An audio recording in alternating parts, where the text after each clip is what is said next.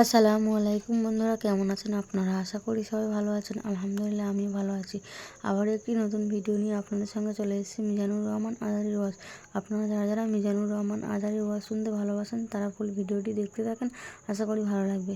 শুরুতে আমরা আল্লাহ রাব্বুল ইজ্জা ওয়াল জালালের দরবারে শুকরিয়া জানাচ্ছি, যিনি আমাদেরকে আমাদের প্রিয় মাতৃভূমি বাংলাদেশ থেকে হাজার হাজার কিলোমিটার দূরে সূর্যোদয়ের দেশ জাপানের টোকিওর এই হলরুমে একত্রিত হওয়ার সুযোগ করে দিয়েছেন। আমরা সবাই পড়ছি কালিমাতে শুকর আলহামদুলিল্লাহ।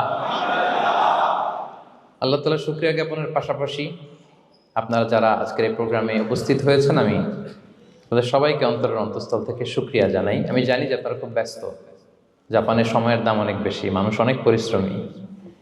এত ব্যস্ততা পেছনে রেখে আল কোরআনের দুর্বার আকর্ষণে কোরআন প্রেমী হয়ে কোরআনের কথা শুনবার জন্য, ইসলামের গাইডলাইনগুলো জানবার জন্য আপনারা সময় ব্যয় করে এসেছেন। আমি সবাইকে অন্তরের অন্তঃস্থল থেকে শুভেচ্ছা মোবারকবাদ জানাই।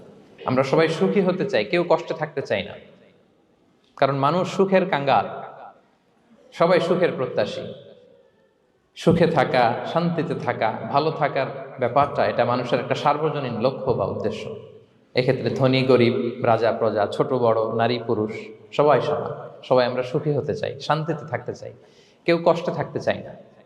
যদিও আমাদের অনেক শিল্পীরা গান গান, আমি কষ্ট পেতে ভালোবাসি, তাই তোমার কাছে ছুটে আসি, বলে না? বলে না?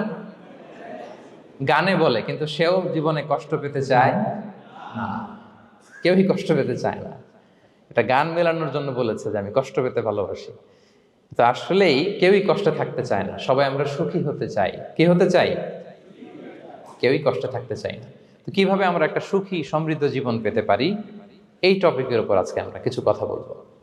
কোরআন আমাদেরকে কি গাইডলাইন দিয়েছে, ইসলাম আমাদেরকে কি জানিয়েছে, কিভাবে চললে আমরা এই পৃথিবীতে সুখে থাকতে পারি এবং জান্নাতেও আনন্দে থাকতে পারি, এটা জানার দরকার আছে না নাই বলেন?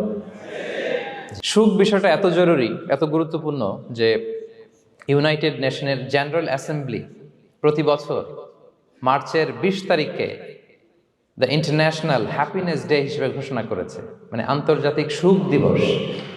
কি দিবস? আন্তর্জাতিক সুখ দিবস হিসেবে ঘোষণা করেছে। এবং তারা একটা জরিপ করে যে পৃথিবীর কোন দেশের লোকেরা বেশি সুখী। তো সে জরিপে বিশ্বের সবচেয়ে সুখী দেশের তালিকায় টানা কয়েকবার যে দেশটায় নাম উঠে এসেছে সেটা হচ্ছে ফিনল্যান্ড। নাম শুনেছেন?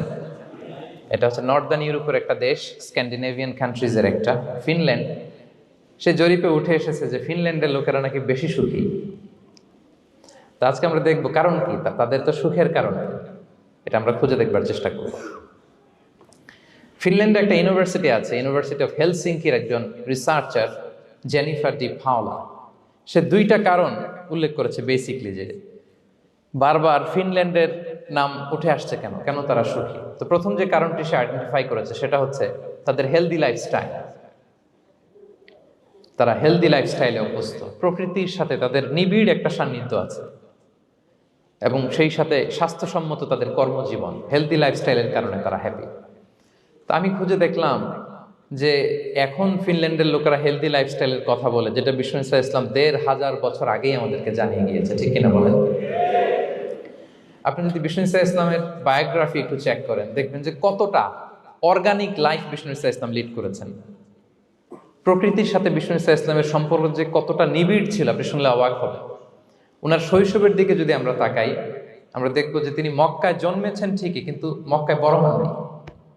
বড় হয়েছেন বনু সাদে। জানেন আপনারা?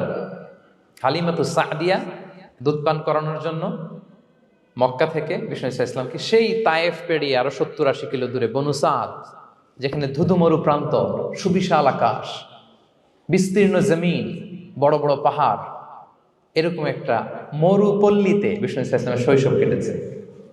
দেখেন প্রকৃতির সাথে বিষ্ণু ইসলামের জীবনের কতটা নিবিড় সান্নিধ্য ছিল, কতটা সুনিবিড় সম্পর্ক ছিল। এরপর সেখান থেকে যখন চলে আসলেন, he started his career as a shepherd, রাখাল হিসেবে ক্যারিয়ার শুরু করলেন। পাহাড়ি উপত্যকা মাড়িয়ে তিনি ছাগল চড়াতেন, মেষ চড়াতেন। পৃথিবীর সব নবীরা ছাগল চড়িয়েছেন। মরুভূমির রুক্ষ পরিবেশ মাড়িয়ে মরু ঝড় সাইমুনকে মোকাবেলা করে তিনি কাফেলা নিয়ে এদিক থেকে ওইদিকে যেতেন। 27টা যুদ্ধে সরাসরি নেতৃত্ব দিয়েছেন। আল্লাহু আকবার। পাহাড়ে উঠতেন, মরুদ্যানে হাঁটতেন, খেজুরের বাগানে ঘুরতেন, তৃষ্ণা লাগলে কুয়া থেকে পানি তুলে খেতেন। এর চেয়ে অর্গানিক লাইফ আর হতে পারে ভাই? আওয়াজ করে বলেন, হতে পারে? ইভেন যেখানে ঘরের ভেতরে ঘুমাতেন, ঘরটাও ছিল খেজুর পাতার ছাউনি দিয়ে, খেজুরের পাতা, ডাল, ছোবড়া এগুলো দিয়ে বালিশ, তোষক, জাজিম বানিয়ে শুতেন, আর সবসময় অর্গানিক খাবার খেতেন। সুবহানাল্লাহ। তাহলে ফিনল্যান্ডের লোকেরা সবচেয়ে বেশি সুখী তাদের হেলদি লাইফস্টাইলের কারণে, প্রকৃতির সাথে নিবিড় সম্পর্ক। কিন্তু বিষ্ণু ঈসা ইসলাম এই ঘটনা ঘটার ১৫০০ বছর আগেই জানিয়ে গিয়েছেন যে হেলদি লাইফস্টাইলের কোনো বিকল্প নেই। পুরো লাইফটাই ছিল ওনার হেলদি, অর্গানিক। সুবহানাল্লাহ। জেনিফার ডি পাওলা দ্বিতীয় যে কারণটি উল্লেখ করেছেন যে ফিনল্যান্ডের লোকেরা এত সুখী কেন, সে বলেছে যে তারা টেনশন ফ্রি লাইফস্টাইলে অভ্যস্ত, কোনো পরিস্থিতিতে উদ্বিগ্ন হতে চায় না, যে কোনো সিচুয়েশন ঠান্ডা মাথায় ডিল করে। বিষ্ণু ঈসা ইসলামের বায়োগ্রাফির দিকে তাকান, তিনিও তাই করেছেন সারা জীবন। সুবহানাল্লাহ। সাধ্যের সবটুকু বিষ্ণু ঈসা ইসলাম করতেন, সর্বোচ্চ চেষ্টাটুকুন করে চেষ্টা প্রচেষ্টা শেষে, কর্ম শেষে ফলাফলের জন্য তিনি আল্লাহর উপর নির্ভর করতেন। আর তাওয়াক্কুল আলাল্লাহ, উদ্বিগ্ন হতেন না, মাথা ঠান্ডা রেখে সিচুয়েশন ডিল করতেন। এর কারণ আমাদের জীবনে এমন অনেক কিছু ঘটে যায় যেটার উপর আমাদের কোনো হাত থাকে না। তো যেটার উপর আমার নিয়ন্ত্রণ নাই সেটা নিয়ে আমি উদ্বিগ্ন হয়ে লাভ আছে? কথা বলেন, উদ্বিগ্ন হয়ে লাভ আছে? জীবন আপনাকে অনেক কিছু দিবে, আবার কেড়ে নিবে। আল্লাহ এভাবেই পৃথিবীটাকে সাজিয়েছেন। ইয়াউমুন লাকা ওয়া ইয়াউমুন আলাইকা, একদিন আপনার ভালো যাবে, আরেকদিন খারাপ যাবে। ওয়া তিলকাল আইয়ামু নুদাবিলুহা বাইনান নাস, আল্লাহ বলেন যুগটাকে আমি ঘুরিয়ে ফিরিয়ে মানুষের সামনে এভাবেই আনি। This is the routine work of this দুনিয়া। দুনিয়ার রুটিন ওয়ার্ক এইটা। আজকে ভালো, কালকেও যে ভালো যাবে এমনটা নয়, কালকে খারাপ যাবে। আজকে তার খারাপ যাচ্ছে, পরশুদিন আবার তার ভালো দিন যাবে, ঠিক কিনা বলেন? অন্য এক সূরায় আল্লাহ তাআলা বলেছেন ফাইন্না মাআল উসরি ইউসরা, নিশ্চয়ই কষ্টের সাথে আছে স্বস্তি। আজীবন মানুষ কষ্টে থাকে না, দুঃখের পরে থাকে সুখ। দুঃখের পরে কি থাকে? সুখ থাকে। এজন্য উদ্বিগ্ন হওয়া যাবে না। বিষ্ণু ঈসা ইসলামের জীবনী থেকেও আমরা এটাই শিখি, উদ্বিগ্ন হওয়া যাবে না। তিনি বলতেন ওয়া আলাম আন্নামা আসাবাকা লাম ইয়াকুন লিয়ুখতিআক ওয়া মা আখতাআকা লাম ইয়াকুন লিয়ুসিবাক রুফিআতিল আকলাম ওয়া জাফফাতিস সুহুফ। ওনার কাজিন আব্দুল্লাহকে ডেকে বললেন, আব্দুল্লাহ, যেটা তুমি পাওয়ার সেটা তুমিই পাবা, কোনোদিন মিস হবে না। এটা তোমার, যেটা তোমার হওয়ার কথা ছিল এটা তুমি পাবাই, এটা মিস হবে না। আর যেটা তোমার নসিবে নাই, যেটা তুমি পাবা না, গোটা বিশ্বের সব ক্ষমতাকে হাতের মুঠোয় আনলেও সেটার দেখা তুমি পাবে না। তো এই জন্য উদ্বিগ্ন হয়ে লাভ আছে বলেন? না। আমরা আমাদের সর্বোচ্চ চেষ্টাটুকুন করব, তারপর ফলাফলের জন্য আমরা ভরসা রাখবো, নির্ভর করবো একজন সত্তার উপর। আওয়াজ করে বলেন তো, তিনি কে? আমরা আল্লাহর উপর ভরসা রাখবো। তাহলে ফিনল্যান্ডের লোকেরা এই যে হ্যাপি হয়ে খুব বেশি খুশি, এত বেশি খুশি হওয়ার কিছু নাই। এগুলো আগে থেকে আমরা জানি, কি বলেন? জানি না আমরা? জাস্ট একটু প্র্যাকটিস করে নিজের জীবনের সাথে মানিয়ে নিতে হবে। সম্মানিত সুধী, আপনি যদি কোরআনকে জিজ্ঞেস করেন যে what is the Quranic formula of happy life, সুখে শান্তিতে থাকার জন্য কোরআনিক ফর্মুলাটা কি, কিভাবে আমরা সুখী সমৃদ্ধ জীবন পেতে পারি, কোরআন আপনাকে দুইটা জিনিসের কথা বলে। নাম্বার 1 হচ্ছে ফেইথ, নাম্বার 2 হচ্ছে গুড ডিড। আই রিপিট, আমি আবারও বলছি, নাম্বার 1 ফেইথ, বিশ্বাস, আল্লাহর উপর অগাধ বিশ্বাস এবং আস্থা। 2 নম্বর হচ্ছে গুড ডিড, মানে সৎকর্ম, নেক আমল। যার মধ্যে দুইটা থাকবে তাকে সুখী সমৃদ্ধ জীবন দান করবে কে? Faith and good deed will be happy in your life for the sure, I am telling you. এই দুইটা যদি এনশিওর করতে পারেন, আপনাকে সুখী সমৃদ্ধ জীবন দিবে কে? এবং এই আয়াতটি দিয়েই, হ্যাপি হওয়ার কোরআনিক ফর্মুলা দিয়ে আমি আজকের আলোচনা শুরু করেছি। আল্লাহ তাআলা সূরা নাহলের 97 নম্বর আয়াতে বলছেন, মান আমিলা সলিহাম মিন যাকারিন আও উনসা ওয়া হুয়া মুমিন ফালানুহইয়ান্নাহু হায়াতান তাইয়্যিবা ওয়া লানাজজিয়ান্নাহুম আজরাহুম বিআহসানি মা কানু ইয়ামালুন। বিশ্বাসী নারী কিংবা পুরুষ, তারা যদি সৎকর্ম করে তাদেরকে আমি সুখী সমৃদ্ধ জীবন দান করব।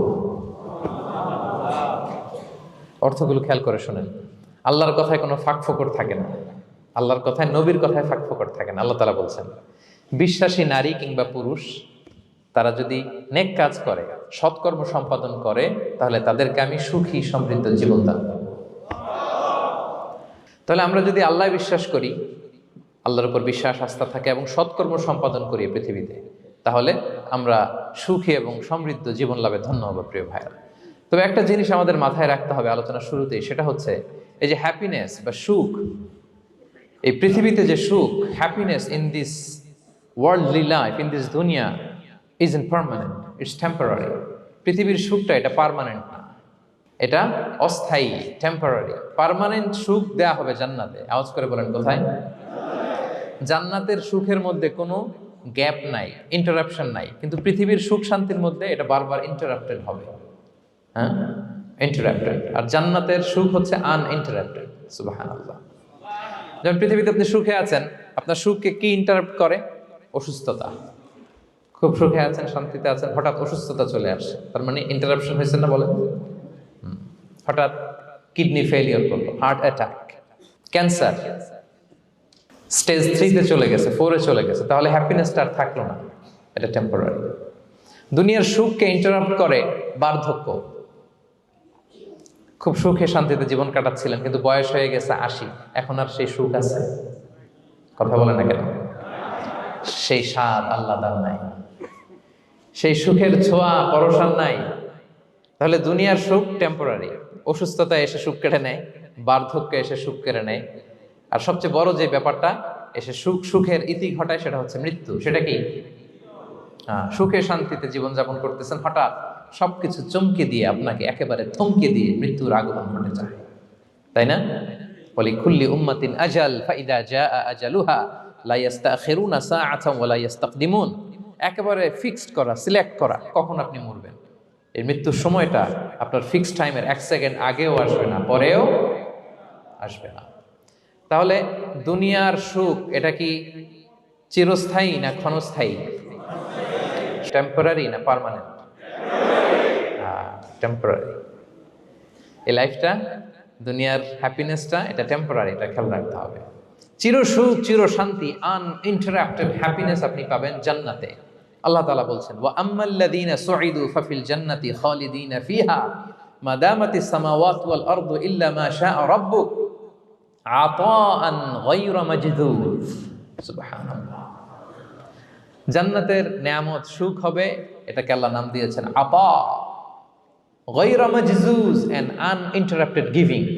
ওই যে সুখ পাবেন আপনি, আর কোনো ইন্টারাপশন হবে না। সুখ আর সুখ, শান্তি আর শান্তি, it's a gift without an end. এটার কোনো এন্ডিং নাই, শুরু আছে শেষ নাই। সুবহানাল্লাহ পড়েন। And it will be an award never to be taken away. একবার যে দেয়া হবে আর ছিনিয়ে নেওয়া হবে, একবার যে এন্ট্রি পাবেন আর জান্নাত থেকে বের হওয়া লাগবে না। তাহলে সুখ শান্তি আমরা কিভাবে পাবো, এটা জানার আগে এই কথাটা আমাদেরকে মাথায় আগে ঢুকিয়ে নিতে হবে যে দুনিয়ার জীবনটা, এখানে সুখ শান্তি ক্ষণস্থায়ী। চির সুখ চির শান্তির জায়গা হচ্ছে জান্নাত। জান্নাতে অসুস্থতা নাই, আছে? সবাই বলেন, জান্নাতে অসুস্থ হবেন? জান্নাতে বার্ধক্য নাই, বুড়ো হবেন না। হ্যাঁ, বিষ্ণু ইসলাম বলেছেন, জান্নাতে যারা ঢুকবে তারা হবে আবনা ও সালাসিন ওয়া সালাসিন, 33 বছরের তাগড়া যুবক হয়ে ঢুকবেন, চির যুবক, চির যৌবনা। আহলুল জান্নাতে জুরদা ওয়া মুরদা ওয়া আবনা ও সালাসিন ওয়া সালাসিন, শুভ্রদেহী, সুন্দর, সুঠাম, স্মার্ট, ড্যাশিং ফেসের হবে, বয়স বাড়বে না, অসুস্থতা স্পর্শ করবে না, আর মৃত্যুই থাকবে না সেখানে। কি বলেন, থাকবে? ইউতাল মাউতু বিকাবশিন আমলাহ, সাদা একটা বকরির আকৃতিতে মৃত্যুকে আনা হবে। ফায়ুযবাহুল মাউত, মৃত্যুকে সেদিন মৃত্যু দেয়া হবে। মৃত্যুকে জবাই করে বলা হবে, ইয়া আহলাল জান্নাতি খুলুদুন ফালা মাউত, হে জান্নাতবাসীরা, নো টেনশন, এনজয়। সুবহানাল্লাহ করবেন না? সেই জান্নাতে যেতে আমরা চাই কি চাই না? সবাই চাই তো? আমরা এই ওটা এপিক সিভিক হলে যেমনি একত্রিত হলাম, আল্লাহর জান্নাতেও যেন আমরা একত্রিত হতে পারি। আল্লাহ তৌফিক দান করুন। আল্লাহুম্মা আমিন ইয়া রাব্বাল আলামিন। প্রিয় সুধী, তাহলে কোন টপিকে আমরা এগোচ্ছি আপনারা বুঝতে পারছেন তো না? পারছেন? আলহামদুলিল্লাহ। কি করে আমরা একটা সুখী সমৃদ্ধ জীবন পেতে পারি, এবার আমি মূল আলোচনায় ঢুকে যাচ্ছি। আল্লাহ বলেন, ফালানুহিয়ান্নাহু হায়াতান তাইয়্যিবা, ইসলামের গাইডলাইন মেনে চললে আমি তোমাদেরকে হায়াতে তৈয়্যিবা দিব। এই শব্দটা আপনারা প্রায় শুনেছেন না? আমরা বলি না যে আমার জন্য দোয়া করবেন, আল্লাহ যেন আমাকে হায়াতে তৈয়্যিবা দেয়, বলি কিনা? অনেক মাশায়েখদের কাছে দোয়া চাইলে দেখবেন যে ওনারা বলে যে আল্লাহ তোমাকে হায়াতে তৈয়্যিবা নসিব করুন। বলে না? এটা কি বলে? সুখী সমৃদ্ধ জীবন। আল্লাহ তাআলা আমাদের সবাইকে হায়াতে তাইয়্যিবা নসিব করুন। তো কি করে আমরা এই হায়াতে তাইয়্যিবা পেতে পারি? কার্যকর উপাদানগুলোর মধ্যে প্রথম যে উপাদানটা আমি শেয়ার করতে চাই বা ফ্যাক্টরটা শেয়ার করতে চাই সেটা হচ্ছে লাইফকে কখনো জটিল করবেন না। Make it simple, you will be happy. লাইফকে কি করবেন না? জটিল। অনেকে দেখবেন যে সহজ রাস্তাটা চিনে না, খালি পেঁচায়, খালি জটিল করে। ওমা জাআলা আলাইকুম ফিদ-দীনি মিন হারাজ। আল্লাহ দিনের মধ্যে কোনো কাঠিন্যতা রাখেনি, জটিলতা রাখেনি, সহজ। দিন পালন কঠিন না সহজ? বলেন তো, সবাই বলবেন কঠিন না সহজ? দাঁড়িয়ে নামাজ পড়া ফরজ, কিন্তু দাঁড়াতে পারেন না। বসে পড়লে কবুল করবে কে? বসতেও পারেন না। শুয়ে পড়লে কবুল করবে কে? শুতেও পারেন না, ইশারায় পড়বেন, কবুল করবে কে? অজু করে নামাজ পড়া ফরজ, পানি নাই, তায়াম্মুম করে নামাজ পড়লে কবুল করবে কে? তাহলে ইসলাম কি কঠিন না সহজ? Make your life simple, Yule be happy. প্রথম সিক্রেট শেয়ার করলাম, লাইফটাকে জটিল বানাবেন না। অল্প কয়েকদিনের দুনিয়া, এমনিই কেটে যাবে। এটা ওই দিকে যেন না ঠকি, ওইটা খেয়াল রাখবে। ওইখানে ঠকলে সব শেষ, আমও শেষ, সালাও শেষ। ওইখানে যেন ঠকে না যায়, এটা খেয়াল রাখতে হবে। তাহলে প্রথম ফ্যাক্টর হচ্ছে সুখী সমৃদ্ধ জীবনের, will make our life simple. Simplicity is the key to happiness. আপনি লাইফটাকে সিম্পল করবেন, আপনি হ্যাপি হবেন। রাসূল সাল্লাল্লাহু আলাইহি ওয়াসাল্লামের জীবনের দিকে যদি তাকান, দেখবেন তিনি তাই করেছেন। সুবহানাল্লাহ। সহিহ মুসলিমের একটা হাদিস শোনাই আপনাদেরকে। আম্মা জান আয়েশা রাদিয়াল্লাহু তাআলা আনহা বর্ণনা করেন। তিনি বলেন, যাতা ইয়াউমিন জাআ রাসূলুল্লাহ সাল্লাল্লাহু আলাইহি ওয়াসাল্লাম। একদিন সকালবেলা রাসূল সাল্লাল্লাহু আলাইহি ওয়াসাল্লাম আমার বাসায় আসলেন। এসে বললেন, ইয়া আয়েশা, হে আয়েশা, হাল ইনদাকুম শাই। ফজর নামাজ পড়ে এসে বলতেছে, আয়েশা, ব্রেকফাস্ট করার মতো ঘরে কিছু আছে? খাওয়ার মতো কি কিছু আছে? আম্মা জান আয়েশা বলেন, খালাত মা ইনদানা শাই। ঘরে কিছু নাই ইয়া রাসূলুল্লাহ, কিছুই নাই খাওয়ার মতো। রাসূল সাল্লাল্লাহু আলাইহি ওয়াসাল্লাম বললেন, ফা ইন্নী সাইম। ঠিক আছে, কিছু যখন নাই তাহলে আমি রোজার নিয়ত করে ফেললাম। কিসের নিয়ত? রোজার নিয়ত করে ফেললাম। কঠিন না সহজ? হ্যাঁ, what an easy going personality you see. এর চেয়ে সহজ সরল আর পলিসি হইতে পারে? আয়েশা, ফজর নামাজ পড়ে আসছি, ব্রেকফাস্ট করার মতো কিছু আছে ঘরে? ইয়া রাসূলুল্লাহ, কিছু নাই। নাই? ঠিক আছে, আম ফাস্টিং। যাও, আমি রোজা রাখলাম, রোজার নিয়ত করলাম। কত ইজি গোয়িং, কত সিম্পল বানিয়েছেন লাইফটা। আচ্ছা, আমরা হলে কি করতাম? একটু মিলাই নিজের সাথে। সাধারণত আমরা যেটা করতাম, আমরা অনেকে রেগে যেতাম। প্রিয় ভাইয়েরা, ঘরে কিছু নাই মানে তুমি আগে জানাবা না আমাকে? হ্যাঁ, গত রাতে বললে তো কিছু নিয়ে আসতে পারতাম। সাধারণত এইভাবেই তো রিয়েক্ট করি আমরা, কি বলেন, ঠিক কিনা? আগে জানাবা না, কেন আগে বলো না? রেগে যেতাম। অথবা বলতাম, আচ্ছা ঠিক আছে, এখন যে একটা কিছু ব্যবস্থা করি, দেখি কিছু পাওয়া যায় কিনা। এরকম অনেক ওয়ে খুঁজতাম।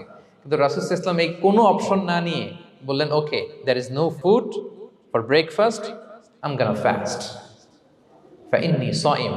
ঠিক আছে, খাবার যখন নাই, আমি রোজাই রেখে দিলাম। সুবহানাল্লাহ। এভাবে তিনি তার লাইফ লিড করেছেন। Make your life simple, Yule be happy. জটিল না করে সহজ করুন, আপনি হ্যাপি হবেন। রাসূল সাল্লাল্লাহু আলাইহি ওয়াসাল্লামের লাইফস্টাইল ছিল very simple, so simple yet so special. আমরা যেন এভাবে সিম্পলি সলিউশনের দিকে যাই। প্রিয় ভাইরা, জীবন কখনো সহজ নয়। জীবন কখনো সহজ নয়। জীবনকে সহজ বানিয়ে নিতে হয়। কখনো দোয়া করে, কখনো আল্লাহর উপর ভরসা করে, কখনো ইগনোর করে, কখনো কখনো মানিয়ে নিয়ে, স্যাক্রিফাইস করে, অ্যাডজাস্ট করে। ঠিক কিনা বলেন? জীবন সহজ নয়, সহজ করে নিতে হয়, মানিয়ে নিতে হয়, অ্যাডজাস্ট করতে হয়, স্যাক্রিফাইস করতে হয়। তাহলে প্রথম যে ফ্যাক্টরটা, সুখী সমৃদ্ধ জীবনের প্রথম ফ্যাক্টর যেটা আমি আজকে শেয়ার করলাম, সেটা হচ্ছে simplicity is the key to attain happiness in life. আপনি যদি সিম্পলিসিটিতে বিশ্বাসী হন, দেখবেন হ্যাপি। মানলেই সুখ, হ্যাঁ, আর মনে নিলেই ঝামেলা। মেনে নিলেই শান্তি, আর মনে নিলে। এখন মনে নিবেন না মেনে নিবেন? মেনে নিব। সিচুয়েশনকে এইভাবে আমরা ঠান্ডা মাথায় ডিল করব। কথা কি ক্লিয়ার? আলহামদুলিল্লাহ। 2 নাম্বার, সুখী সমৃদ্ধ লাইফের আরেকটা হ্যাকস হচ্ছে টু ফরগিভ আদার্স। অন্যকে ক্ষমা করা। If you forgive others, you will be happy. ক্ষমা করলে আপনি সুখী হবেন। অনেকে আছে ক্ষমা করতে চায় না। কঠিন হৃদয়, পাথরের মতো শক্ত হৃদয়, মাফ করতে চায় না কাউকে। উনি আবার মুনাজাতে বসলে আল্লাহ আল্লাহ আমারে মাফ করো, আল্লাহ আমারে ক্ষমা করো, কাঁদতে কাঁদতে বুক ভাসায়। উনি ক্ষমা চায়, মাগার উনি কাউরে ক্ষমা করে না। এরকম ডাকাত আছে না নাই? চিন্তা করছেন? উনি ক্ষমা চায় আল্লাহর কাছে, কিন্তু উনি ক্ষমা করে না। প্রিয় ভাইরা, ক্ষমা করুন। যে ক্ষমা করে সে ক্ষমা পায়। আচ্ছা, একটু চোখটা বন্ধ করে, চোখ বন্ধ করলাম আমি, জানা অজানা পাপের পাহাড়ের দিকে তাকালাম। এবার একটু চিন্তা করেন যে কি পরিমাণে ক্ষমা আল্লাহর পক্ষ থেকে আমার জন্য প্রয়োজন। চিন্তা করেছেন?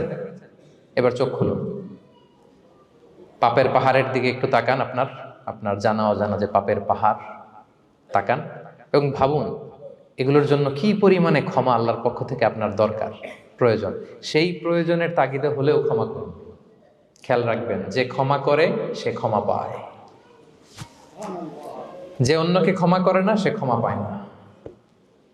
তাহলে আল্লাহর কাছে ক্ষমা চাওয়ার আগে আপনি আপনার পাশের লোকদেরকে ক্ষমা করবেন।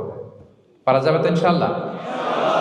ক্ষমা এটা সবাই করতে পারে না, এটা অনেক বড় মহৎ গুণ। যার হৃদয় বড় সে ক্ষমা করতে পারে।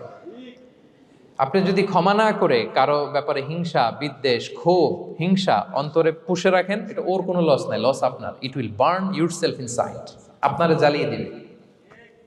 আপনি কারো ব্যাপারে ক্ষোভ রাখছেন, ক্ষোভে গদগদ, রেগে অস্থির, হিংসা, ওর কিছুই হচ্ছে না, হচ্ছে কার? আমার। আপনাকে জ্বালিয়ে পুড়ে শেষ করে দিবে।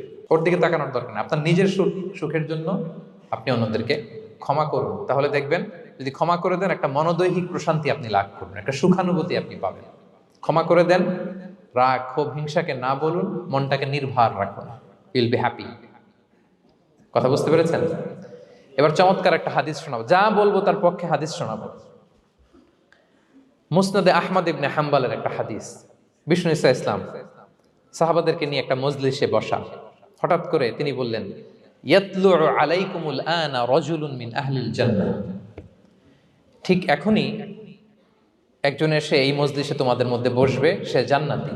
সে কি? এটা শোনার পরে তো সব সাহাবারা নড়ে চড়ে বসলো। কিরে, রাসূল সাল্লাল্লাহু আলাইহি ওয়াসাল্লাম একজনকে জান্নাতের অ্যানাউন্সমেন্ট দিচ্ছে, কে সে, কি তার আমল? তো দেখা গেল এক আনসারি সাহাবা প্রবেশ করেছে, তার জুতা দুইটাকে বগল দাবা করে, কিন্তু কেউ তারে চিনে না। তারা যে এক্সপেকটেশন করছিল যে খুব আল্লাহওয়ালা এমন কেউ আসবে, না, সাধারণ, চিনে না কেউ তাকে। সবাই অবাক হলো যে কি তার আমল, রাসূল সাল্লাল্লাহু আলাইহি ওয়াসাল্লাম তাকে জান্নাতি বলে ঘোষণা দিয়েছে। কিছুদিন পরে আবারও আরেক মজলিসে রাসূল সাল্লাল্লাহু আলাইহি ওয়াসাল্লাম বললেন, ইয়াতলু আলাইকুমুল আনা রাজুলুন মিন আহলিল জান্নাহ। এখন একজন লোক আসবে, সে জান্নাতি।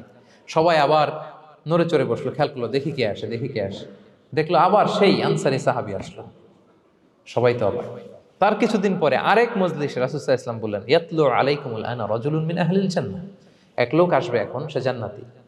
সবাই অবাক, দেখি কে আসে, আবার সেই আগের লোকটি আসে। সুবহানাল্লাহ।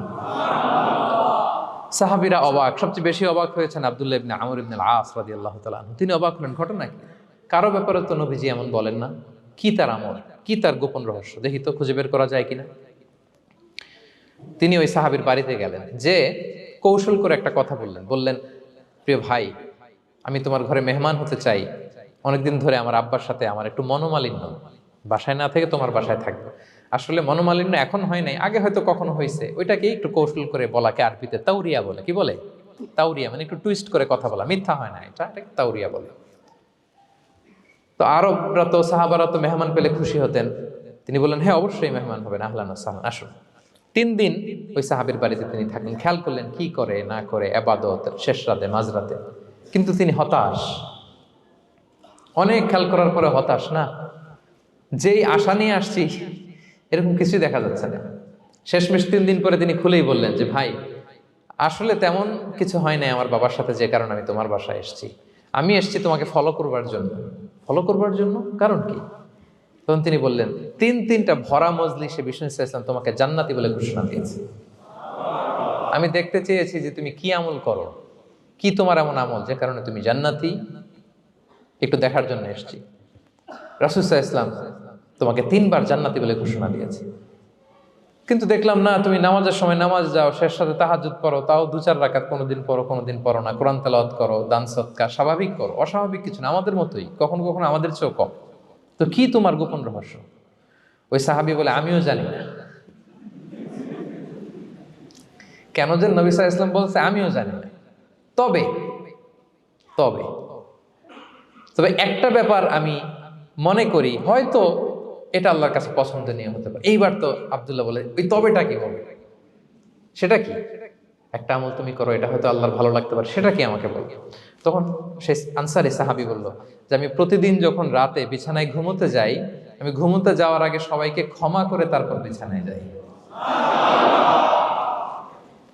আমি কারো ব্যাপারে আমার অন্তরে, আমার হৃদয়ে কোনো হিংসা, বিদ্বেষ, ক্ষোভ, রাগ পেলে পুষে রাখি না। আমি ওই দিনেরটা ওই দিন মিটাই ফেলি। আল্লাহরে বলি, আল্লাহ আজকে আমার যে কষ্ট দিয়েছে, জুলুম করেছে, যার সাথে আমার মনোমালিন্য হয়েছে, কারো ব্যাপারে কোনো কমপ্লেইন, অভিযোগ, রাগ, ক্ষোভ কিংবা হিংসা আমার হৃদয়ে নাই। আল্লাহ আমি সবাইরে মাফ করে দিব। এইটা বলে আমি বিছানায় ঘুমাতে যাই। আল্লাহু আকবার। আব্দুল্লাহ ইবনে আমর ইবনে আল-আস বলেন, হাদা হুয়া, আরে এটাই তো সেটা যেটা তুমি ছোট আমল মনে করছো, এটা এত সহজ নয়। আমরা অনেকেই হয়তো এটা পারি না, তুমি পেরেছো। এজন্যই আল্লাহ তাআলা তোমার মর্যাদা এভাবে বাড়িয়ে দিয়েছে। পড়েন সুবহানাল্লাহ। প্রিয় ভাইরা, যে ক্ষমা করে তার মর্যাদা বাড়িয়ে দেয় কে? এখন থেকে কি করবেন? অন্তরে ক্ষমা, রাগ, ক্ষোভ এগুলো পুষে রাখবেন। কি করবেন? পারবেন? আমরা এখন থেকে ঘুমোতে যাওয়ার আগে ক্ষমা করে দিব। আপনি যদি ক্ষমা করতে পারেন, অনেকে পারে না, না পারলে সে কষ্ট পায়, তার মধ্যে কষ্ট কাজ করে। আপনি যদি কষ্টটারে হালকা করতে চান, আপনি ক্ষমা করে দিবেন। রাসূল সাল্লাল্লাহু আলাইহি ওয়াসাল্লাম মক্কা বিজয়ের পরে সাধারণ ক্ষমার ঘোষণা দিলেন। 3-4 জনকে তিনি এক্সিকিউশন করলেন, শাস্তি দিলেন। তারপরে তিনি সাধারণ ক্ষমা, যে তাকে মেরেছে, বাড়ি হারা করেছে, ঘর হারা করেছে, নামাজ পড়ার সময় ওটার নারী ভুঁড়ি চাপিয়ে দিয়েছে, ফাঁস লাগিয়েছে গলায়, সবাইকে গণ ক্ষমা। তিনি বলেছেন, লা তাসরিবা আলাইকুমুল ইয়াউম ইযহাবু ফাআনতুমুত তুলাকা, সে কোনো প্রতিশোধ নাই, সবাইকে আমি ক্ষমা করে দিলাম।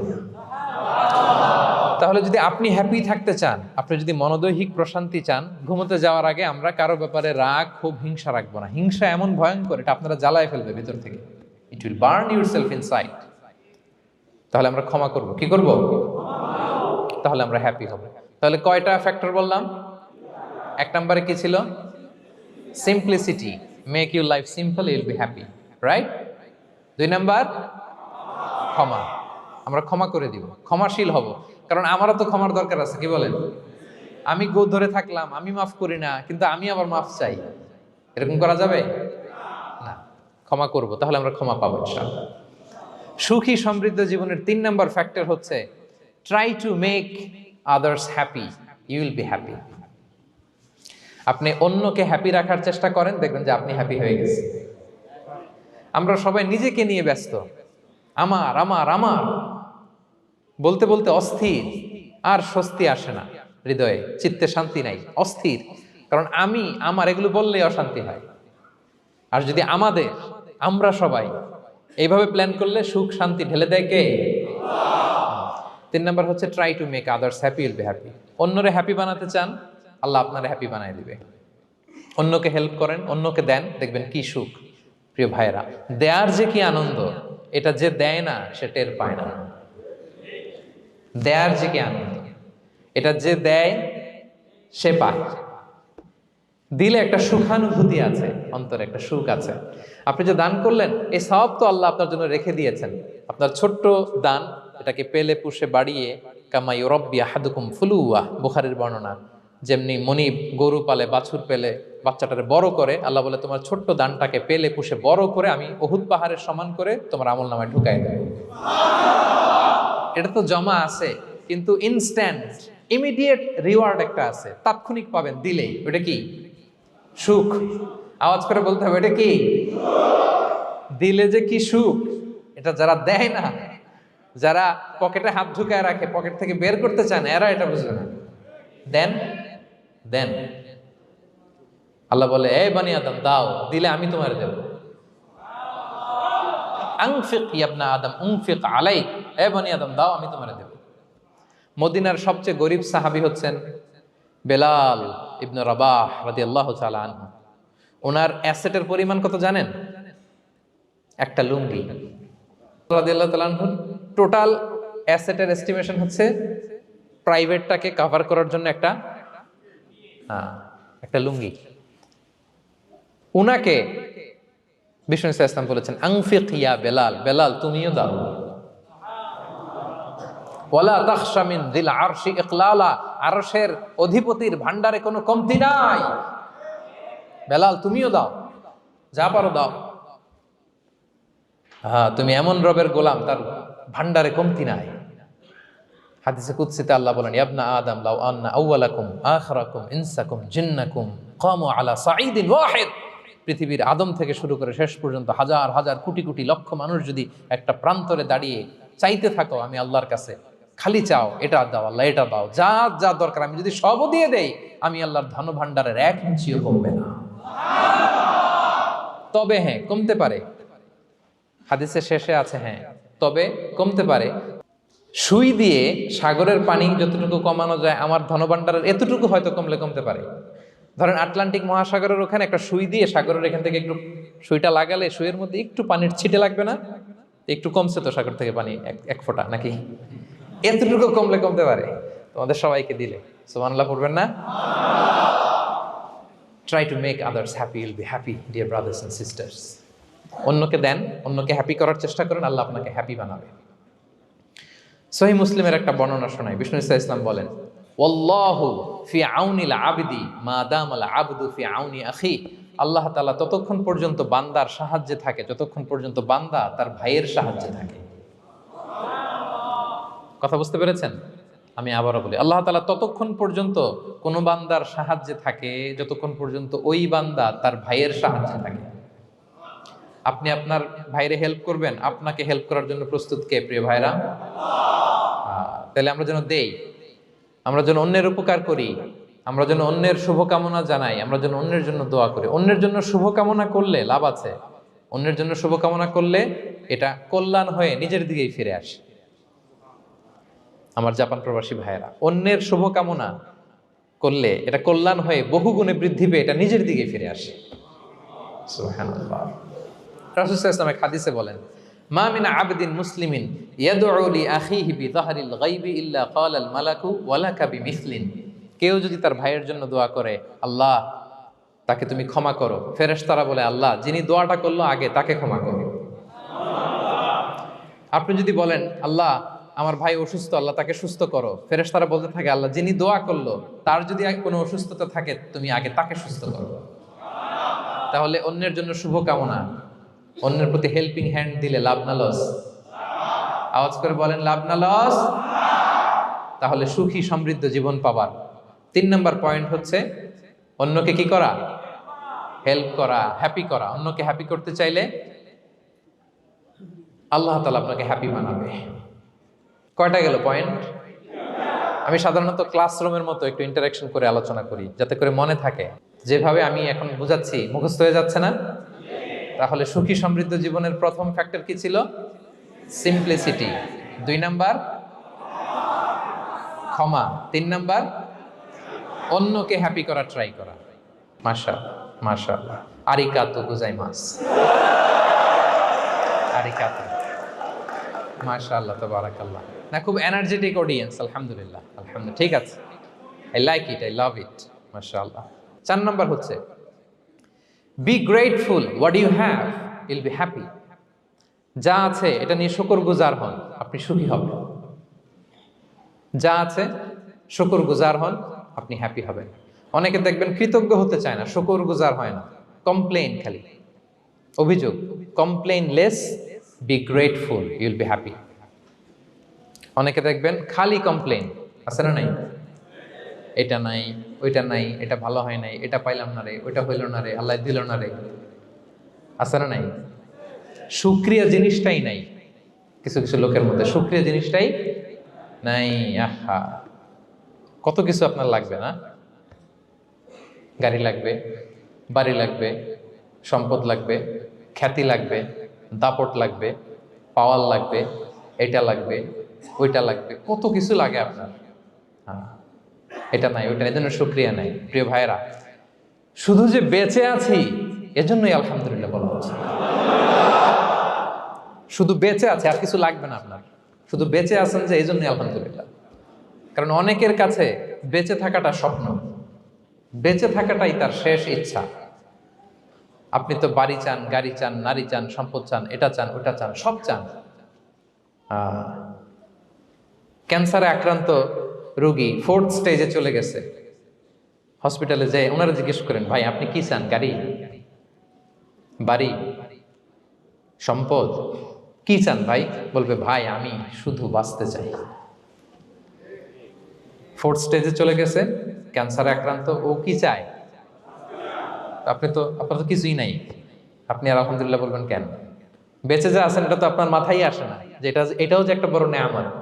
এটা বুঝবেন তার সামনে দাঁড়ালে যে বেঁচে থাকার জন্য স্ট্রাগল করে যাচ্ছে, শুধু বাঁচতে চায়, সে বলে আমি আর কয়টা দিন বাঁচতে চাই। প্রিয় ভাইয়েরা, কোনো হিসাব ছাড়া বেঁচে যে আছি এজন্যই আলহামদুলিল্লাহ। এজন্যই কি সব সময় শুকর গুজার হবেন, আল্লাহ নেয়ামত বাড়িয়ে দিবে, বলবেন আলহামদুলিল্লাহ বেশ ভালো আছে। এই ডান হাতটা সবাই হৃদয়ের উপরে রাখুন, এভাবে রাখুন, প্রাণ খুলে আল্লাহকে ডাক দিয়ে বলেন, হে আল্লাহ, আলহামদুলিল্লাহ, তুমি অনেক ভালো রেখেছ, আমরা অনেক ভালো আছি, আমরা অনেক সুখে আছি। প্রাণ থেকে আওয়াজ করে বলেন, শুকুর আলহামদুলিল্লাহ। করা যাবে তো? সবসময় কি বলবেন? শুকুর আলহামদুলিল্লাহ, বেঁচে যে আছি এজন্যই আলহামদুলিল্লাহ।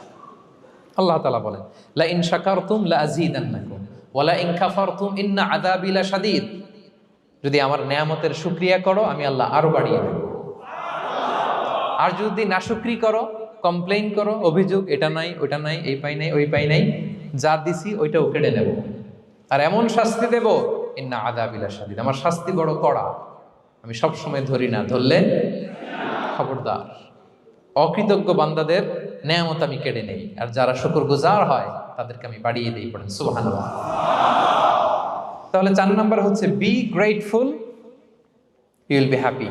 আল্লাহর প্রতি কৃতজ্ঞ হন, শুকরগুজার হন, আপনি হ্যাপি হবেন। আমরা সুখ খুঁজে পাই না প্রিয় ভাইরা, সুখের চাবিকাঠি সবসময় আমাদের কাছেই ছিল, সুখের চাবিকাঠি আমাদের কাছেই ছিল। আমরা এটা খুঁজে বেড়াই মাঠে, ঘাটে, বনে, বাজারে, অন্যের চাকচিক্যে।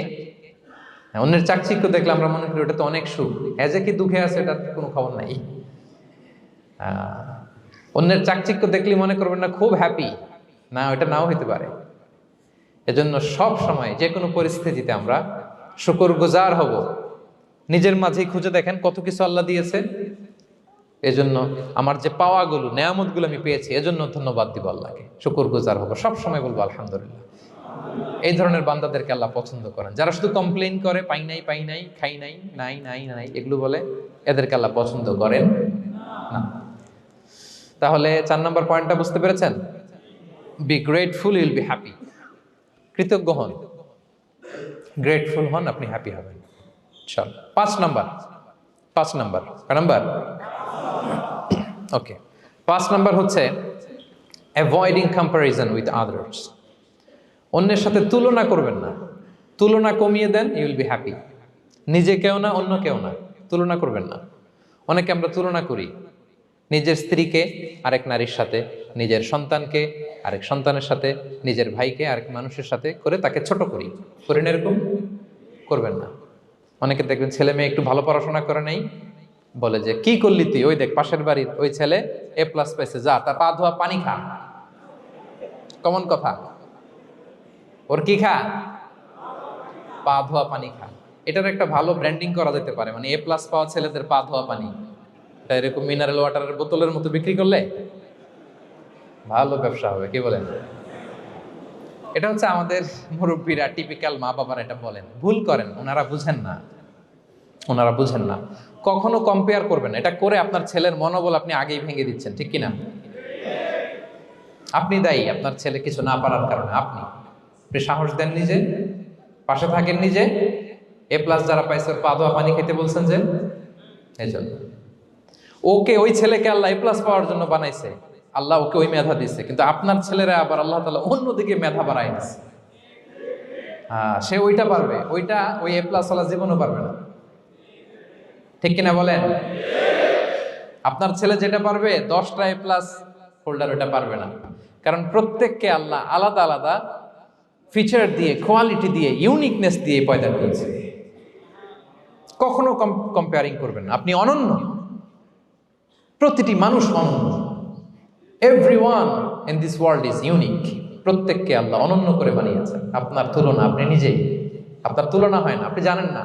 আপনার মধ্যে যে পটেনশিয়াল, যে কারিশমা, এটা আপনি বের করে আনতে পারেন না। ওই যে ওগুলো বলছে পাদোয়া পানি খা, লেখাপড়া করলি না, কিচ্ছু করলি না, কিন্তু আপনি দেখা যাবে অনেক বড় ব্যবসায়ী হবেন, আপনি অনেক বড় দানবীর হবেন। You'll B a great contributor two society. এরকম আছে না? এজন্য কম্পেয়ার করবেন না কারোর সাথে, কারোর সাথে কম্পেয়ার করবেন না। ও এ প্লাস পাইছে, ও সফল হয়েছে, ওর চাকচিক্য, ওইটা দেখেই হ্যাপি হবেন না। এই চাকচিক্যটাই তার পুরো লাইফ না। মানুষ যেটা শেয়ার করে ফেসবুকে, এটা হচ্ছে রিল। লাইফের কি রিল? বুঝেন তো না? এই যে সবাই বুঝে, মাশাআল্লাহ। Highlighted reel.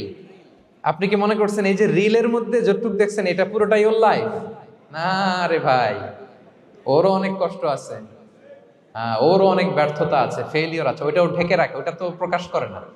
দেখবেন আমরা ফেসবুকে ছবি শেয়ার দিলে কি করি? সবচেয়ে ভালো ছবিটা খুঁজি, হ্যাঁ? হাসি দেওয়া, স্মাইলিং ফেস, স্মার্ট লাগতেছে, সুন্দর পিকচার হয়েছে, এটা দেই। কারণ আমি যে হ্যাপি এটা দেখাইতে চাই আমি সবাই, ঠিক কিনা? তার মানে আমার দুঃখের অংশটা তো আমি শেয়ার করি না।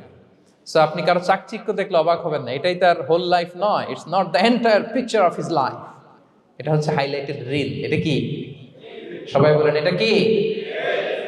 সো কখনো কম্পিট করবেন না অন্যের সাথে। তাহলে কার সাথে কম্পিট করবেন? Compete with yourself. নিজের সাথে কম্পিট করুন, নিজের সাথে কম্পিট করুন। and try to be the better version of yourself in every single day. প্রতিদিন নিজেকে একটু একটু করে ডেভেলপ করার চেষ্টা করুন। and don't lose your confidence by comparing yourself with others. Dear brothers and sisters, কখনো নিজেকে অন্যের সাথে তুলনা করে আপনার কনফিডেন্স কমাবেন না, আপনার সন্তানের কনফিডেন্স কমাবেন না। পারা যাবে? ছোটবেলা আমি একটা কার্টুন দেখেছিলাম কমিক্স বইতে, মজা করে কার্টুনটা দেয়া। এটার সাথে প্রসঙ্গিক আমি বলি কার্টুনটা কি ছিল। একটা হাতির ছবি একদিকে, আর একদিকে কাকের ছবি। একদিকে কিসের ছবি? হাতি। কথা বুঝতেছেন? হাতি, এলিফ্যান্ট। আরেকদিকে কাকের ছবি। হাতি, হাতির বাচ্চা, কাক, কাকের বাচ্চা। তো এখানে আবার কথা দিয়ে দিছে, হাতির মা কি বলে, হাতির বাচ্চা কি বলে, কাকের মা কি বলে, কাকের বাচ্চা কি বলে। তো মা হাতিটা বাচ্চা হাতিটারে বলতেছে, তোমাকে দিয়ে কিচ্ছু হবে না, মাত্র 2 মাসে কাকের বাচ্চাটা উঠতে পারে, তোমার 1 বছর হয়ে গেল, তুমি এখনো উড়াই শিখলা না। মা হাতি বলে, কাকের বাচ্চা 2 মাসে উঠতে পারে, 1টা বছর হয়ে গেল, তোমার কোনো ইমপ্রুভমেন্ট নাই বাবা। আর হাতির ছোট বাচ্চাটা মুখটা খারাপ করে চুপসে মাথাটা নিচু করে বলতেছে, মম আই এম ট্রাইং। মা আমি চেষ্টা করতেছি। আচ্ছা বলেন তো, উড়া, ডানা মেলে উড়া কি হাতির কাজ? এই যে ওর সাথে কম্পেয়ারটা করছে, কম্পারিজনটা হয়েছে। আরে হাতি তো he is the king of the jungle. ওর এক একটা পদক্ষেপে ও পা ফেললে থারথার করে কাঁপে পুরো জঙ্গল, পুরো বন। ওর এক একটা পা ফেললে আশেপাশের সিংহ, বাঘ সব সমীহ করে 50 মিটার দূরত্ব বজায় রাখে। Is the king. সে তো ওইটা। ওই হাতির বাচ্চাটারে কিভাবে কনফিডেন্স নষ্ট করতেছে, বলতেছে 2 মাস হয়ে গেল, কাকের বাচ্চা 2 মাসেই উঠতে পারে, তোমার 1 বছর বয়স হলো, তুমি এখন উঠতে পারো না। এবার বুঝতে পেরেছেন আমরা কিভাবে ছেলে মেয়েদের কনফিডেন্স নষ্ট করি? Don't compare with others, avoid comparison, Yule be happy. কখনো কম্পেয়ার করবেন না। কথা বুঝতে পেরেছেন? কারণ প্রতিটা মানুষ অনন্য। আপনি অনন্য, আমি অনন্য। আল্লাহ তাআলা কি অনন্যতা, ইউনিকনেস আপনাকে দিয়েছেন, ওইটা খুঁজে বের করার দায়িত্ব আপনার। সবার গোল্ডেন এ প্লাস পাওয়ার কোনো দরকার নাই, সবাই অ্যাথলেট হওয়ার দরকার নাই, সবার বক্তা হওয়ার দরকার নাই, সবার ব্যবসায়ী হওয়ার দরকার নাই। এক একজনকে আল্লাহ তাআলা এক এক কাজের পয়দা করেছেন, ঠিক কিনা বলেন? আল্লাহ কোরআনেও বিষ্ণু ইসলামকে বিভিন্ন আয়াতে এরকম বলেছেন যে ওয়ালা তামুদ্দান্না আইনাইকা ইলা মা মাত্তা'না বিহি আজওয়াজাম মিনহুম যাহরাতাল হায়াতিদ দুনিয়া লিনাফতিনাহুম ফীহ। হে নবী, কাফেরদের চাকচিক্য দেখে আপনি অবাক হবেন না, ওদেরকে ওইটা দিছি কিন্তু হেদায়েত দেই নাই। সুবহানাল্লাহ পড়ে। অন্য আয়াতে আল্লাহ বলেছেন ফালা ইয়াগরুরকা তাকাল্লুবুহুম ফিল বিলাদ, দাপটের সাথে ওরা দেশে দেশে ঘুরে বেড়ায়, এই চাকচিক্য দেখে আপনি অবাক হবেন না নবী, ধোকায় পড়বেন না। আপনাকে যা দিছি ওদেরকে আমি দেই নাই, আপনার সম্মান আমি বাড়িয়েছি। ওয়া রাফা'না লাকা যিকরাক, যেখানে আমার নাম সেখানে আপনার নাম। সুবহানাল্লাহ। তাহলে আজকে থেকে আর কম্পেয়ার করবেন কারোর সাথে কারো, কথা বুঝতে পেরেছেন? ওকে, আমরা will avoid comparison, will be happy. প্রতিটি মানুষ অনন্য, আপনার ইউনিকনেসকে আপনি কাজে লাগাবেন। আল্লাহ তৌফিক দান করুক, পড়েন আমিন। কয়টা গেল? হ্যাপি হওয়ার 6 নম্বর মাধ্যম হচ্ছে, খেয়াল রাখবেন এটা খুবই জরুরি, সেটা হচ্ছে piece of mind is the real happiness. মনে সুখী আসল সুখ। এজন্য মনকে অস্থির হতে দেয়া যাবে না, মনকে সবসময় স্থির রাখবেন। মনের সুখ আসল সুখ। মনের সাথে কথা বলুন, মনকে জিজ্ঞেস করুন মন কিসে খুশি হয়, কিসে হয় না, কিসে শান্তি পায়, কিসে পায় না। হ্যাঁ, শুধু সম্পদ থাকলেই মানুষ সুখী হয় না, সম্পদের দরকার আছে। অনেকে দেখবেন অনেক সম্পদের মালিক, অনেক টাকা পয়সা, কিন্তু খেয়ে হজম করতে পারে না। এরকম আছে না নাই? সুখ আছে? অনেকে অনেক সম্পদশালী, কিন্তু দাম্পত্য জীবনে কলহ, এরকম আছে না নাই? অনেক সম্পদশালী ছেলে কথা শোনে না, গাঁজা খায়, আছে না? না, এটা আমার বাস্তব কথা থেকে বলছি। আমাদেরকে বলে রিহ্যাবে পাঠায়, রিহ্যাবিলিটেশনে পাঠায়, 6 মাস পরে আসে আবার গাঁজা টানা শুরু করে, আছে না নাই? তাহলে শুধু সম্পদ থাকলে আপনি হ্যাপি হবেন না। মনের সুখ আসল সুখ। অনেক সম্পদ কিন্তু পরিবারের শান্তি নাই, সুস্থতা নাই, তাহলে কিছুই নাই। মনের সুখটাকে যেন আমরা সবচাইতে বেশি গুরুত্ব দেই। সম্পদের দরকার আছে প্রিয় ভাইরা, হালাল ভাবে উপার্জিত সম্পদের প্রাচুর্য থাকতে পারে, সমস্যা নাই। পার্থিব হালাল উপভোগের জিনিস, এটা নিষেধ নয়। স্বয়ং বিষ্ণু ঈসা ইসলামী বলেছেন আরবাউন মিনাস সাআদা, 4টা জিনিস সৌভাগ্যের লক্ষণ। এটা যদি পাও খুব ভালো। কয়টা? সবাই বলেন কয়টা? 4টা জিনিস সৌভাগ্যের লক্ষণ। 1 নাম্বার আল মারআতু সালেহা, নেককার স্ত্রী। নেককার কি? 2 নাম্বার আল মাসকানুল ওয়াসিআ, প্রশস্ত বাড়ি, প্রশস্ত বাড়ি। 3 নাম্বার আল জারু সালেহ, গুড নেইবার, ভালো প্রতিবেশী। 4 নাম্বার আল মারকাবুল হানি, সুইট রাইড, মানে ভালো বাহন বা যানবাহন। এই 4টা থাকলে এটা একটা সৌভাগ্যের আলামত, খুশনসিব, একটা ভালো। কিন্তু খেয়াল করে দেখেন তো বিশ্বনবীর 4টার মধ্যে কয়টা ছিল? শুধু 1 নাম্বারটাই ছিল, বাকি 3টা ছিল না তেমন। 1 নাম্বার কি ছিল? আল মারআতু সালেহা, নেককার স্ত্রী, এটা বিশ্বনবীর ছিল, ঠিক কিনা? 2 নাম্বার আল মাসকানুল ওয়াসি, স্পেশিয়াস হাউস, বড় ঘর বিশ্বনবীর ছিল না মক্কায় না মদিনায়। মদিনার ঘরগুলো দেখেন এক এক বিবির এক এক ঘর, ছোট্ট ঘর, খেলে হাইটা এসে বসতে পারে আর শুইতে পারে এতটুকু। 3 নাম্বার আল জারু সালেহ, ভালো প্রতিবেশী ছিল। মক্কায়ও না মদিনায়ও। মদিনায় গেলেন, আশেপাশে ইহুদিরা থাকতো, বনু কাইনুকা, বনু কুরাইজা, বনু নাদির। তাদের ষড়যন্ত্রে একটা রাতও শান্তিতে ঘুমাইতেই পারে নাই। সুখ তো দূর কি বাদ, সবসময় জ্বালাতন করতো, বিট্রে করতো, ওয়াদা ভঙ্গ করতো, এগুলো ঘটেছে। তার মানে ভালো প্রতিবেশী জোটে নাই। 4 নাম্বার আল মারকাবুল হানি, ভালো বাহন। খুব বেশি ভালো বাহন ছিল তাও বলা যায় না, খাবারই তো ছিল না, ওট খাইলে না গায়ে জোর থাকবে, ঠিক কিনা? হ্যাঁ, কসওয়া আদবা ছিল। তার মানে বাহন ছিল চালানোর মতো, কিন্তু খুব বেশি ভালো বাহন যে ছিল এমন নয়। তাহলে 4টার মধ্যে বিষ্ণু পেয়েছিলেন কয়টা? 1টা। কিন্তু মা আয়েশার ঘরের ভেতরে সুখ আর সুখ, কিছু নাই। একটা মশক, পানি খাওয়ার, রুটি বেলার একটা জাজিম, এমন জাজিম, খেজুর পাতার চাটাই দিয়ে জাজিম। বিষ্ণুনবী সেখানে শুলে চাটাইয়ের দাগ পিঠের মধ্যে লেগে যেত। মাদুর বা চাটাই চিনেন আপনারা? বাংলাদেশে দেখেননি? ওই চাটাইয়ের মধ্যে বিশ্বনবী শুয়ে পড়লে, ঘুম থেকে উঠলে ওই চাটাইয়ের দাগ পিঠের মধ্যে বসে যেত। কিন্তু ঘর ভরা সুখ আর সুখ। কারণ টাকা দিয়ে বাড়ি কিনা যায়, গাড়ি কিনা যায়, ঘর কিনা যায়, সব কিনা যায়, কিন্তু সুখ কিনা যায় না। কিনা যায়? এজন্য মনের সুখই আসল সুখ, ওইটাকে গুরুত্ব দিবেন প্রিয় ভাইরা।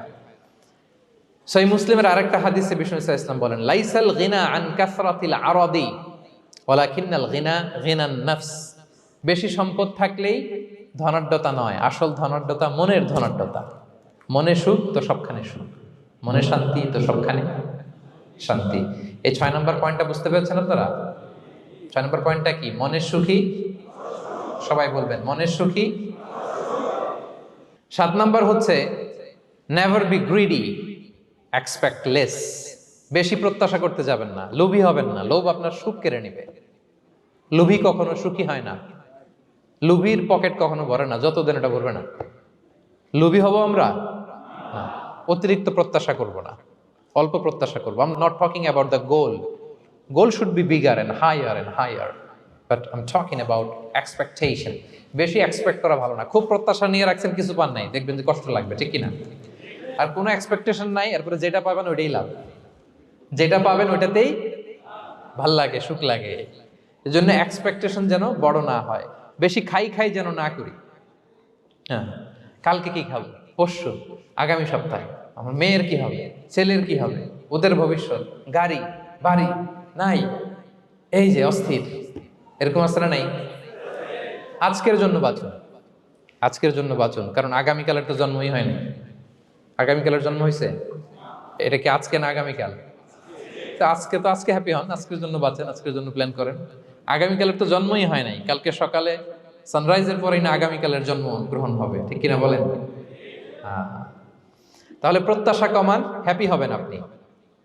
ইমাম গাজালি রাহিমাহুল্লাহ একটা চমৎকার কথা বলতেন। উনি বলতেন, তোমার রিজিকে যা আছে এটা 2 পাহাড়ের মাঝখানে থাকলেও এটা তুমি পাবা, আর যেটা তোমার রিজিকে নাই ওইটা অনেক দূর থেকে আনার পরেও হাত দিয়ে নিয়ে 2 ঠোঁটের মাঝখানে রাখলেও ওটা পড়ে যাবে। কথা বুঝতে পেরেছেন? আপনি মাঝে মাঝে অ্যানিমেল কিংডম অথবা জিওগ্রাফিক্যাল চ্যানেলে দেখবেন যে বক মাছ শিকার করে কিভাবে অনেকক্ষণ লুকিয়ে থাকে, হুট করে একটা মাছ ধরে, ধরার পরে মাছটা বাঁচার জন্য ছোটাছুটি করে, বকটাও কামড় দিয়ে এমনি ধরে অমনি ধরে, পরে যায় আবার ধরে, আবার পরে যায় আবার ধরে, সবশেষে মাছটা টুপ করে পানিতেই পড়ে যায়, কারণ এটা ওর নসিবে নাই। কি বলেন? এটা রিজিকে নাই।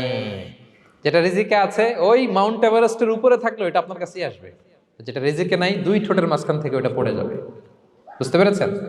হ্যাঁ, বিষ্ণু ইসলাম আব্দুল্লাহ ইবনে ওমর রাদিয়াল্লাহু তাআলা আনহুর পিঠের মধ্যে একবার চাপড় দিয়ে একবার বললেন, আব্দুল্লাহ কুন ফি দুনিয়া কান্নাকা গরীব আও আবিরুস সাবিল, দুনিয়াতে এমন ভাবে জীবনযাপন করো মনে হয় যেন তুমি গরীব মানে স্ট্রেঞ্জার, এলাকায় নতুন আসছো, কেউ তোমার চেনে না, তুমিও কাউরে চেনো না, অথবা আবিরুস সাবিল মানে traveller, you are a traveller, পথিক, এইভাবে থাকে। পথিক ধরো একটা জায়গায় গেছেন, কেউ আপনারা চিনে না, জানে না, ওই জায়গায় আপনি বাড়িঘর করবেন? কারণ তো চিনেনই না, এটা সেফ এলাকা তাও জানেন না, টাকাও তো নিয়ে আসেন নাই বাড়িঘর করবেন, কিছু করবেন? যেই কাজের জন্য গেছেন কোন রকম কাজ সেরে চলে যাবো এখান থেকে, যেহেতু আমি অপরিচিত। অথবা ট্রাভেল করতেছেন, এখান থেকে মক্কা যাবেন, ধরেন যে দুবাইতে ট্রানজিট 4 ঘন্টা, কয় ঘন্টা? তো ট্রানজিট যেহেতু 4 ঘন্টা পাইছি, এবার একটা সোফা কিনি, একটা টেবিল কিনি, একটা এই কিনি সেই কিনি এয়ারপোর্টের ভিতরে, এরকম কোনো পাগল করে? তাহলে এই 4 ঘন্টা ট্রানজিটে কি করে? এই চা খেতে খেতে, মসজিদের ভিতরে 2 রাকাত নামাজ পড়তে পড়তে, ওয়েটিং এরিয়াতে বসে পত্রিকা পড়তে পড়তে কোন রকম কাটায় দেওয়া, কি বলেন? নাকি ওইখানে সোফা টোফা বাড়ি ঘর এটা সেটা কিনা শুরু করেন 4 ঘন্টার জন্য? এরকম কোন পাগল আছে এরকম? না।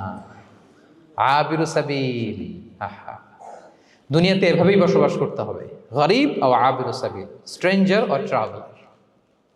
কিন্তু এবার আমাদের লাইফস্টাইলের দিকে খেয়াল করেন তো, আমরা কিভাবে থাকি? দেখি একজন বলতে পারে কিনা কিভাবে? হ্যাঁ, আজীবন হায়াত পাবো, আজীবনের জন্য দুনিয়াতে থাকবে, এইভাবে থাকি, ঠিক কিনা বলেন?